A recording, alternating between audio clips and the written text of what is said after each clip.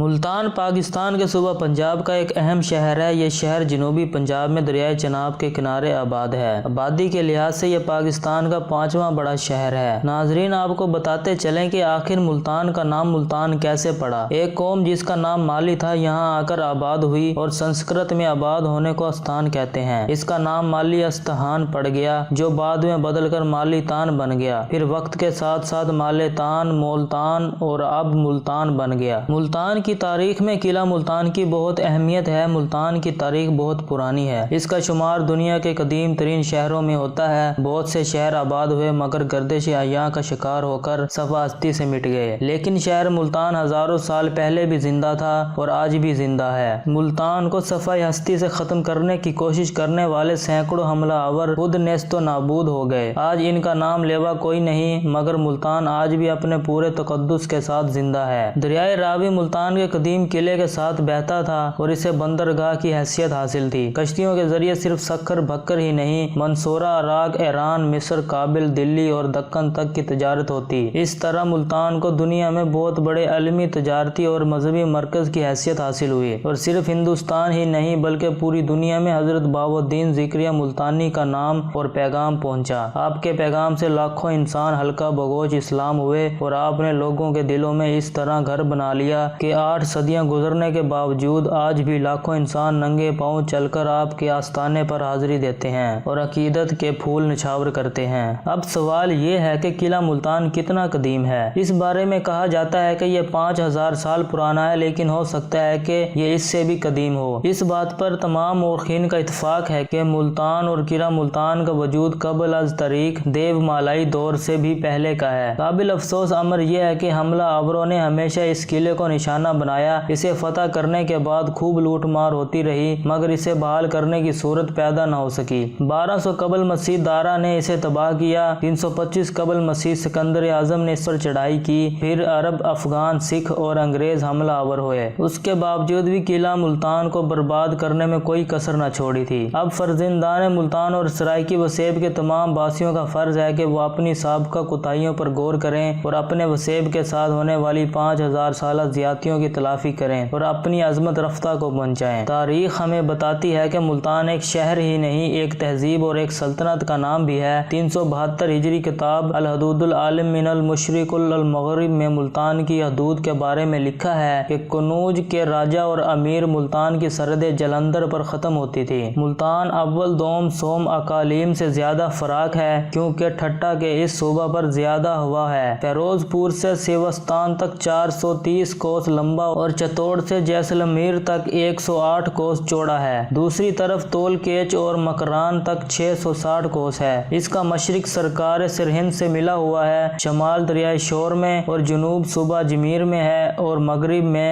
Catch اور مکران ہے۔ ناظرین، ملتان کے صوبہ میں 3 سرکار ملتان خاص، دیپال پور اور بھکر تھے، اور کل 88 ضلع تھے۔ ملتان کی وسعت اور عظمت پر تاریخ آج بھی رشک کرتی ہے۔ ملتان کی قدامت کے اہم پلہ دنیا میں شاید ہی کوئی شہر ہو۔ پاکستان میں جن شہروں کو مصنوعی طریقے سے ملتان سے کئی گنا بڑے شہر بنایا گیا ہے، آج سے چند سو سال پہلے یہ ملتان کی مضافاتی بستیاں تھیں۔ اس بات کی شہادت حضرت داتا گنج بخش رحمۃ اللہ علیہ نے اپنی کتاب کشف المحبوب میں لاہور یکے از مضافات ملتان فرما کر دی ہے۔ ملتان کے حوالے سے فارسی کے شاعر چہار چیزاست نے لکھا ہے کہ گرد و گرما گداؤ گورستان۔ گرد کا مطلب ہے کہ یہاں آندھیاں بہت آتی ہیں، گرما کا مطلب ہے کہ گرمی بہت ہوتی ہے، گدا کا مطلب ہے کہ یہاں اللہ والے بہت لوگ ہیں، اور گورستان کا مطلب ہے کہ یہاں قبرستان بہت ہیں۔ گرمی کے حوالے سے گرمی کی بات کو چھوڑ کر محققین کو اس بات پر غور کرنا چاہیے کہ دنیا کی امیر کبیر شہر،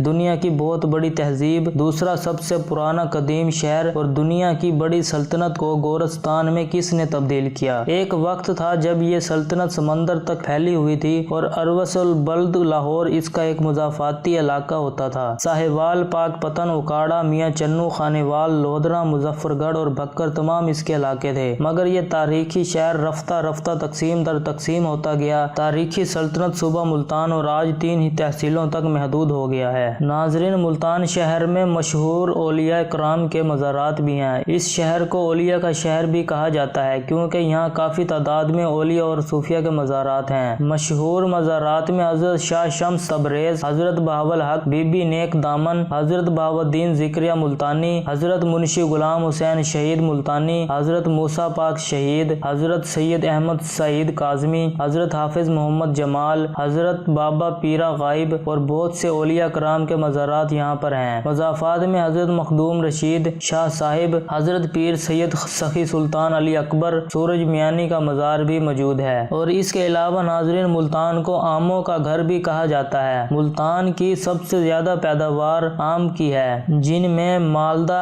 فجری، دیسی کالا چونسا، دسہری، چونسا، انور، رٹور، سندھڑی، لنگڑا آم شامل ہیں۔ اور ملتان کی مشہور سوغات میں حافظ کا ملتانی سون حلوہ، حافظ عبد الودود کا سون حلوہ، ریواڑی کی مٹھائی، دلمیر کے پیڑے، حرم گیٹ کی کھیر، لال کرتی کینٹ کا دودھ، لال کرتی کینٹ کی چانپ اور نواب ہوٹل کا نمکین کھانا شامل ہے۔ ناظرین اس بات میں شک نہیں کہ ملتان پاکستان کا سب سے قدیم ترین شہر ہے۔ بہت سے شہر آباد ہوئے مگر گردش ایام کا شکار ہو کر صفحہ ہستی سے مٹ گئے، لیکن شہر ملتان ہزاروں سال پہلے بھی زندہ تھا اور آج بھی زندہ ہے۔ ملتان کو صفحہ ہستی سے ختم کرنے کی کوشش کرنے والے سینکڑوں حملہ آور نیست و نابود ہو گئے، لیکن ملتان کی تاریخ آج بھی زندہ ہے اور اپنے پورے تقدس کے ساتھ زندہ ہے۔ ناظرین آج کے موضوع میں ہم نے آپ کے سامنے پاکستان کے شہر ملتان کی تاریخ کا کچھ خلاصہ پیش کیا۔ آپ کی ملتان کے بارے میں کیا رائے ہے؟ اپنی رائے کا اظہار کمنٹ سیکشن میں لازمی کیجیے گا اور ساتھ ہی ساتھ ہمارے چینل کو سبسکرائب کر لیجیے تاکہ ہماری روز کی معلوماتی ویڈیوز آپ تک بر وقت پہنچتی رہے، اور ساتھ ہی ہمارے فیس بک پیج نالج پریزیڈنٹ کو بھی لائک کر لیجیے۔ اسی کے ساتھ آج کے موضوع کا اختتام کرتے ہیں، ملتے ہیں نیکسٹ ویڈیو میں، تب تک کے لیے اللہ حافظ۔